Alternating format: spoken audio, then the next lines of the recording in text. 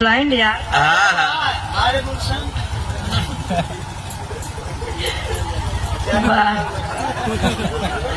Love is blind, प्यार अंधा होता है। वाह भैया सही है। पहले के जमाने जब आवे तो चौकरत किया होता है इनके पास। पहले के लोग पहलवानी में बड़ा शौक रखे। 15-20 लड़के होगा उनके तो बात सही है भैया। पहले के लोग जवानी अपन पहलवानी में खर्च करें, लेकिन आज वाले यही प्रेम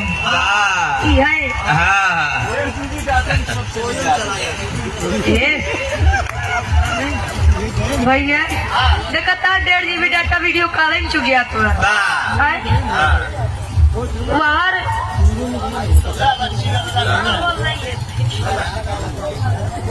चढ़िए विवाह कब है? कौनो वीडियो कॉल वाला सिस्टम नहीं रहा। याद देखा था याद ही नहीं हो मोबाइल पहले कहा छोटका ही हमारे काम न चले, बड़का ही दे दे तुम्हें देखे मन करे।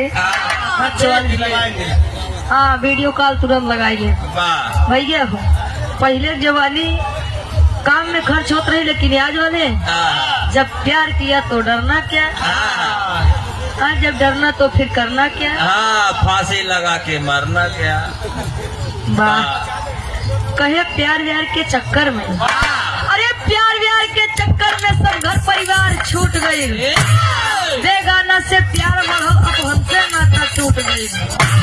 4 दिन के चढ़ल जवानी, अरे 4 दिन के चढ़ल जवानी एक दिन स्वतः उतर जाई। अरे चक्षु खुले के पहले बबुआ सारा स्वप्न बिखर जाई। जब प्रेम हो गया कहा अब जान ले हम तोरे बिना रही न पाए। आज के जमाने में ब्लाइंड लव चलत बा, अंधा प्यार। लव इज ब्लाइंड यार।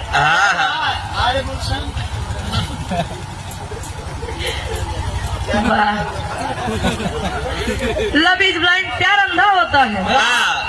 लेकिन अगर देखा जाए प्यार अंधा होता किसका है, तो सत्यता में महतारी से ज्यादा अंधा प्यार क्यों कभो क्यों न कह पाए। जिस दिन माँ के गर्भ में बच्चा आता है, महतारी सिर्फ महसूस करके लड़किया से प्रेम करे लागत है कि नहीं देखत हमारे लड़किया करिया हो, गोर हो, सांवर हो, लड़की हो, लड़का हो, सिर्फ महसूस करके प्रेम करती है। वही का कहते हैं अंधा प्यार।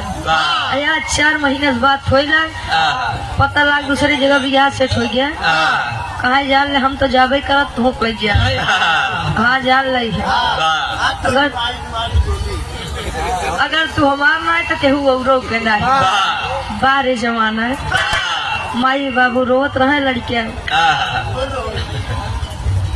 आखिरी में कवि जी खानदान के पीछे लिखत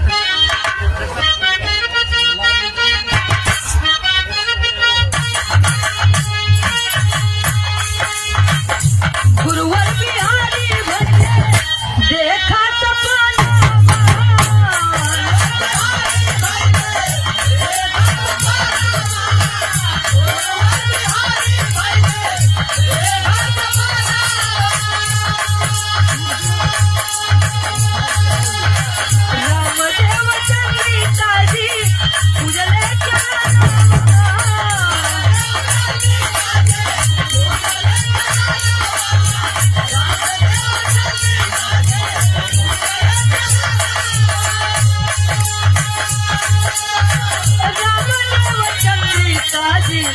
उजले चरनमा रुचिया का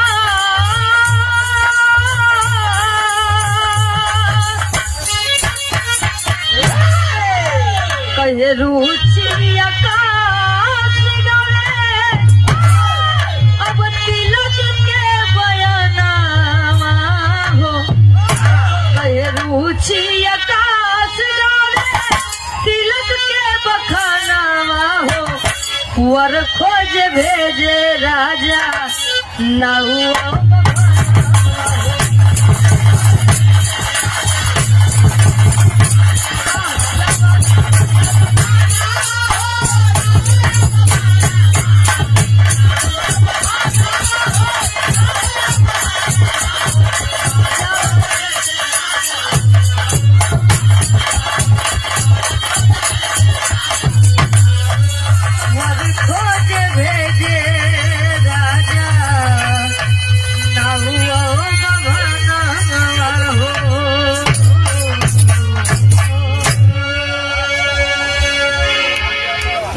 एक नंबर भाई, आप सब मुखार बिंदु से आनंद लें।